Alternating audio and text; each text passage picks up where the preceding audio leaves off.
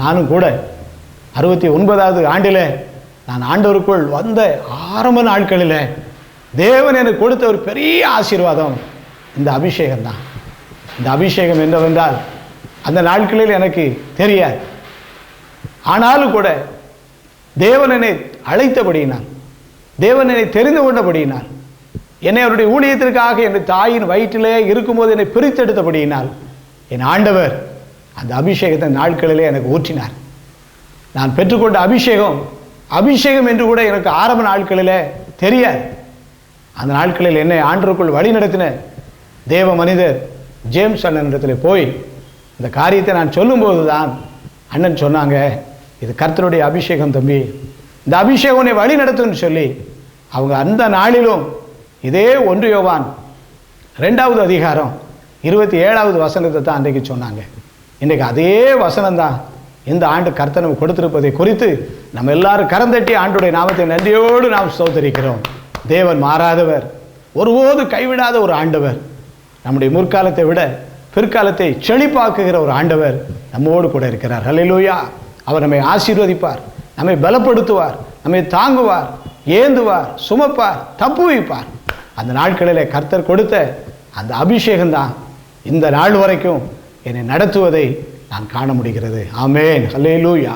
அந்த அபிஷேகம் என்னை பாவத்திலிருந்து என்னை விலக்கி என்னை வழி நடத்தினது.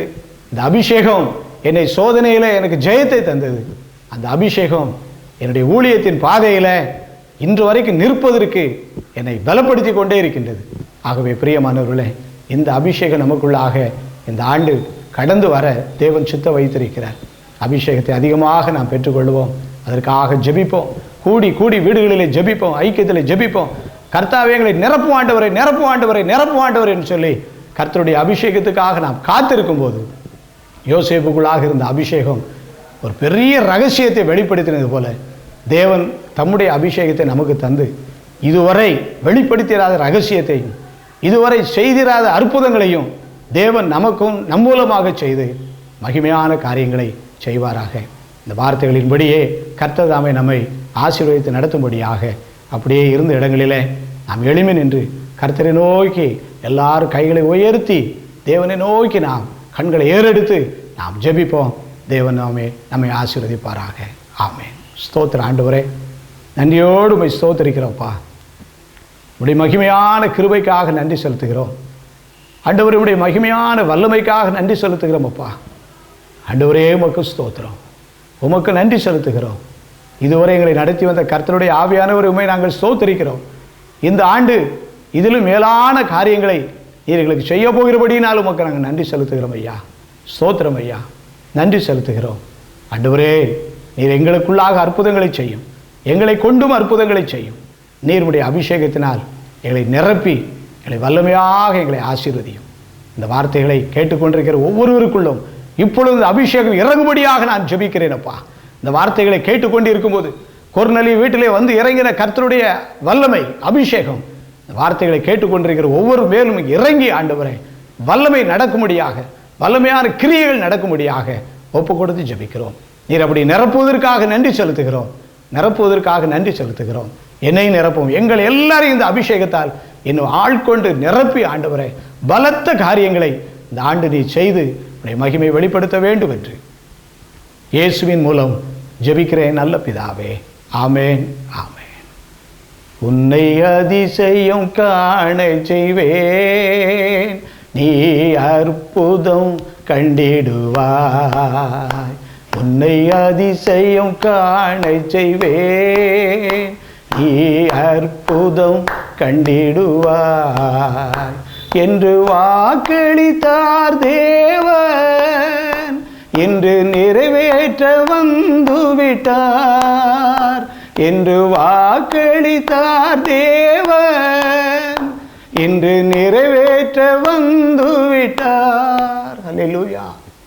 தேவன் நமக்கு அற்புதங்களை செய்வார், நமக்கு அதிசயங்களை செய்வார். இந்த வார்த்தைகளினாலே உங்களை தைரியப்படுத்திக் கொள்ளுங்கள். கர்த்தர் தாமே உங்களை ஆசீர்வதிப்பாராக. ஆமென்.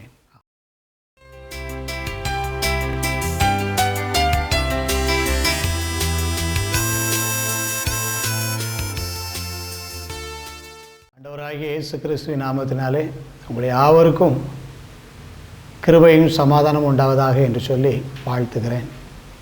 ஆண்டவர் தாமே நம்மையும் இன்னும் அதிகமாக ஆசீர்வதிப்பாராக. இந்த வேளையிலும் கூட ஆண்டவரை ஏற்றுக்கொண்டிருக்கிற நாம் ஏற்றுக்கொண்ட அனுபவத்தோடு இருந்து விடாதபடி இன்னும் நமக்குள்ளாக மிக முக்கியமான 2 காரியங்கள் காணப்பட வேண்டும் என்று சொல்லி வேதத்திலே நாம் அறிய முடிகிறது. ஒன்று வாஞ்சை, இன்னொரு காரியம் ஆண்டவரை அறிகிற அறிவுடைய வளர்ச்சி. வாஞ்சையும் ஆண்டவரை அறிகிற வளர்ச்சியும் நமக்குள்ளாக காணப்படும்போது நாம் வெற்றி உள்ள ஒரு வாழ்க்கை வாழ முடியும் என்று சொல்லி வேதத்தின் மூலமாக அறிய முடிகிறது.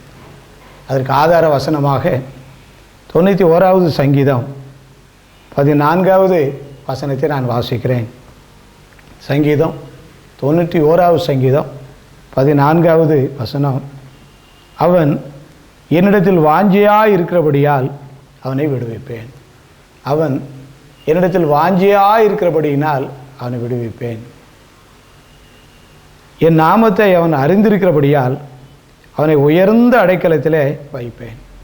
என் நாமத்தை அவன் அறிந்திருக்கிறபடியினால் அவனை உயர்ந்த அடைக்கலத்தில் வைப்பேன் என்று ஆண்டவருடைய வார்த்தையை நாம் சங்கீதங்களின் புஸ்தகத்தில் வாசிக்கிறோம். இந்த வார்த்தைகளின்படி நாம் வாஞ்சையுடையவர்களாகவும் ஆண்டவரை அறியக்கூடிய அறிவு உடையவர்களாகவும் இன்னும் மாற வளர தேவன் நமக்கு உதவி செய்யும்படியாக இருந்தபடியாக தலைவணங்கி செபித்து சிறிது நேரம் இந்த தேவ செய்தியை நாம் தியானிப்போம். உன்னதமானவரின் உயர் மறைவில் இருக்கிறவன் சர்வ வல்லவரின் நிழலில் தங்குவான், இது பரமசிலாக்கியமே. சர்வ வல்லவரின் நிழலில் தங்குவான், இது பரமசிலாக்கியமே. அவர் சட்டையின் கீழ் அடைக்கலம் புக வேண்டும், சிறகுகளால் மூடுவார். அவர் சட்டையின் கீழ் அடைக்கலம் புக வேண்டும், சிறகுகளால் மூடுவார். அன்புள்ள ஆண்டவரே, இந்த கிருபையுள்ள வேலைக்காக உம்மை நன்றியோடு ஸ்தோத்திரிக்கிறோம் ஐயா. நாங்கள் உம்மை ஏற்றுக்கொண்டவர்களாக மாத்திரமல்ல, இன்னும் உண்மையில் நாங்கள் வாஞ்சை உள்ளவர்களாகவும் உம்மை குறித்து அறிகிற அறிவிலை நாங்கள் பெருகினவர்களாகவும் இன்னும் நாங்கள் வளரும்படியாக இந்த செய்தியை தேவரீர் எங்களுக்கு ஆசீர்வதி தர வேண்டும் என்று ஜனங்களுக்குள்ளாக ஒரு ஆண்டவரை எழுப்புதலை நீர் கட்டளிட வேண்டும் என்று இயேசுவின் மூலம் ஜெபிக்கிறேன் பிதாவே. ஆமென், ஆமென். அல்லேலூயா, அல்லேலூயா, அல்லேலூயா. பிரியமானவர்களே, ஆண்டவரை நாம் எல்லாரும் ஏற்றுக்கொண்டவர்களாக அந்த அனுபவத்தோடு நாம் நின்று விடாதபடிக்கு இன்னும் ஆண்டவருடைய காரியங்களிலே நமக்கு வாஞ்சை, பிரியம், தாகம், விருப்பம் இன்னும் நமக்குள்ளாக உண்டாக வேண்டும் என்று சொல்லி வேதம் நமக்கு சொல்லுகிறது. அது மாத்திரமல்ல, ஆண்டவரை அறியக்கூடிய ஒரு அறிவு, இன்னும் அவருடைய சொல்லி முடியாத அவருடைய ஞானத்தையும், சொல்லி முடியாத அவருடைய வல்லமைகளையும், சொல்லி முடியாத அவருடைய மகத்துவங்களையும், வழிநடத்தல்களையும், அற்புதங்களையும் நாம் அதிகமாக அறிந்து கொள்ள வேண்டும் என்று சொல்லி வேதத்திலே நாம் வாசிக்கிறோம். அவனிடத்தில் வாஞ்சையாக இருக்கிறபடியினால் அவனை நான் விடுவிப்பேன். என் நாமத்தை அவன் அறிந்திருக்கிறபடியினால் அவனை உயர்ந்த அடைக்கலத்தில் வைப்பேன் என்று சொல்லி ஆண்டவர் நம்மை விடுவிக்கிறவராக மாத்திரமல்ல, நம்மை உயர்ந்த அடைக்கலத்தில் வைக்கிறவராகவும் காணப்படுகிறார். அல்லேலூயா. இந்த இடத்துல இருக்கிற நீங்களாக இருந்தாலும் நானாக இருந்தாலும், நான் ஒருவேளை விடுதலை இல்லாமல் இருந்தாலும், நான் கர்த்தர் இன்றைக்கு நம்மை விடுவிக்கப் போகிறார். ஒருவேளை இன்னும் எனக்கு ஒரு உயர்வு இல்லை என்கிற ஒரு நிலையில் காணப்பட்டாலும் கர்த்தர் நம்மை ஒரு உயர்ந்த அடைக்கலத்தில் வைக்கப் போகிறார் என்பதை நாம் மறந்து விடவே வேண்டாம். விசுவாசத்தோடு காணப்படுவோம். தேவன் இந்த வார்த்தைகளின்படி நம்மை ஆசீர்வதிப்பார்.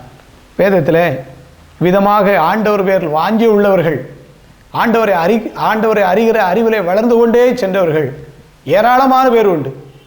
அதில் ஒரே ஒரு மனிதரை மாத்திரம் மார்க்கு சுவிசேஷம் 10வது அதிகாரத்திலே நான் வாசிக்கிறோம். மார்க்கு சுவிசேஷம் 10வது அதிகாரத்தில் நான் வாசிக்கும்போது 47வது வசனத்தில் நாம் விதமாக வாசிக்கிறோம்.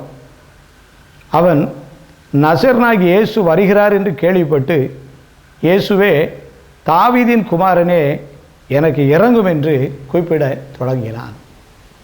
கண் தெரியாத ஒரு மனிதனாகிய இந்த பர்திமேயுவை குறித்து இந்த பகுதியிலே நான் வாசிக்கிறோம். இயேசு வருகிறார் என்று கேள்விப்பட்டு அந்த சரியான நேரத்தில் சரியான ஒரு சூழ்நிலையில் அவன் வாஞ்சையோடு ஆண்டவரை தேட ஆரம்பிக்கிறான். ஒருவேளை இந்த நேரத்தில் ஆண்டவரை நான் விட்டுவிட்டால் எனக்கு இப்படி ஒரு வாய்ப்பு கிடைக்குமோ கிடைக்காதோ என்பதை அவன் சரியாக அறிந்தவனாக இந்த வேலையை பயன்படுத்தி கொள்ள வேண்டும் என்று சொல்லி அவன் விரும்புகிறார். வேதமும் அதைத்தான் சொல்லுகிறது. கர்த்தரை கண்டடைய தக்க சமயத்தில் அவரை நோக்கி கூப்பிடுங்கள். கர்த்தரை கண்டடைய தக்க சமயம், இதுதான் சரியான நேரம். ஆண்டவரை இஷ்டம் போல நம்ம தேடுவது ஒரு முறையான அனுபவம் அல்ல. ஆண்டவரை கண்டடைய தக்க சமயத்தில் அவரை நாம் தேட வேண்டும். இந்த பர்திமேயு ஆண்டவரை கண்டடைய தக்க சமயத்தில் வாஞ்சியோடு ஆண்டவரை தேடுகிறான். தாவீதின் குமாரனே எனக்கு இறங்கும் என்று சொல்லி அவன் வாஞ்சியோடு கூப்பிட்டதாக வேதம் நமக்கு சொல்லுகிறது. பிரியமானவர்களே, வாஞ்சியோடு கூப்பிடும்போது நமக்கு விடுதலை உண்டு. அவ்விதமாக வாஞ்சியோடு நாம் கூப்பிடும்போது சில நேரங்களில் சில எதிர்ப்புகள் அல்லது சில சோதனைகள் அல்லது நம்மை சோர்வடையக்கூடிய சில சூழ்நிலைகளும் நமக்கு வரத்தான் செய்யும். அதை மேற்கொள்வது தான் அவரை அறிகிற அறிவு நமக்கு அவசியம். அல்லேலூயா. அநேகருக்கு வாஞ்சை உண்டு, ஆனால் அவரை அறிகிற அறிவு வளர்ச்சி இல்லாதபடினால தான் அந்த வாஞ்சையோடு ஆண்டவரை கூப்பிடுதோம். ஆனால் சில நேரங்களில் நமக்கு எதிர்ப்புகளும் சில பிரச்சனைகள் அந்த நேரத்தில் வரும்போது அவரை அறிகிற அறிவிலே நமக்கு ஒரு வளர்ச்சி குறைவாக இருக்கிறபடினால் நாம் இந்த எதிர்ப்புகளை மேற்கொள்ள முடியாதபடிக்கு நாம் சோர்ந்து விடுகிறோம். நான் ஊழியத்தின் பாதையிலே பார்க்கிற அநேக காரியங்கள் உற்சாகமாக ஓடி வருவார்கள். ஆனால் ஒரு சில மாதங்கள் கழித்த பிறகு அவர்களை போய் பார்க்கும்போது மிகுந்த மிகுந்த சோர்ந்து போனவர்களாக அவர்கள் எழும்ப முடியாதபடிக்கு காணப்படுகிறார்கள். ஏன், என்ன காரணம் என்று கேட்டால், நான் ஆண்டவரை தேட ஆரம்பித்தேன், எனக்கு சோதனையாக இருக்குது. ஆண்டவரை தேட ஆரம்பித்தேன், எனக்கு விடுதலை கிடைக்கல என்று சொல்லி நான் சோர்ந்து போயிட்டேன். நான் ரொம்ப எதிர்பார்த்தேன், நான் எதிர்பார்த்த அளவு நடக்கலைன்னு சொல்லி அநேகர் சோர்ந்து போகிறத பார்க்குறோம். நம்ம சோர்ந்து போக வேண்டிய அவசியமே கிடையாது. நாம் விழுந்து போக வேண்டிய அவசியமே கிடையாது. நாம் பின்வாங்கி போக வேண்டிய அவசியமே கிடையாது. கர்த்தரை ஏற்றுக்கொண்ட பிறகு நமக்கு ஒரு நாளும் தோல்வி கிடையாது. சோதனை வரும், போராட்டங்கள் வரும், ஆனால் நமக்கு தோல்வி கிடையாது. எப்போ அந்த தோல்வி சோதனையை ஜெயமாக மாற்றலான்னு சொன்னால், அவரை அறிகிற அறிவுக்குள்ளாக அதிகமாக நாம் செல்ல அழைக்கப்பட்டிருக்கிறோம். ஆண்டவரை அறிகிற அறிவு நமக்குள்ளாக பெருக பெருக நாம் விடுதலை பெற்றவர்களாக மாத்திரமல்ல, நாம் உயர்ந்த அடைக்கலத்தில் செல்லுகிறவர்களாகவும் கூட நாம் மாறுகிறோம். அதற்கு ஆதாரமாக இந்த கண் தெரியாத மனிதன் நமக்கு ஒரு சாட்சியாக நிற்கிறான். இயேசுவே தாவீதின் குமாரனே எனக்கு இறங்கும் என்று சொல்லி வாஞ்சையோடு கேட்கும் வேளையில் உடனே அவனுக்கு ஒரு வித்தியாசமான ஒரு சூழ்நிலையை பார்க்கிறான். 48வது வசனத்தில் வாசிக்கும்போது, அவன் பேசாதிருக்கும்படி அநேகர் அவனை அதட்டினார்கள் என்று சொல்லி வேதத்தில் வாசிக்கிறோம். ஆண்டவரை வாஞ்சியோடு தேடுகிறான். ஆண்டவர் விடுவிப்பேன்னு சொல்கிறாரு, அது உண்மைதான். அதே ஆண்டவர் சொல்கிறாரு, நீ என்னை அறிகிற அறிவில் வளரணும்னு சொல்லி சொல்கிறாரு. இந்த வளர்ச்சியை இந்த மனுஷங்கிட்ட நம்ம பார்க்க முடியுது. காரணம் என்னன்னு கேட்டால், ஒரு பெரிய எதிர்ப்பு அவனுக்கு உண்டாகுது. அநேகர் அவனை அதட்டுதாங்க. நீ பேசாது இருக்கும்படி அநேகரால் அவன் அதட்டப்படுகிறவனாக மாறுகிறான். அநேகர் அவனை அதட்டினாலும் கூட அவன் சோர்ந்து போகவே இல்லை. அநேகர் அவனை பேசாது இருக்கும்படி அவனை ஒதுக்கினாலும், புறமே தள்ளினாலும், எதிர்ப்பு கொடுத்தாலும் அவனை யாரும் அடக்கவே முடியும்.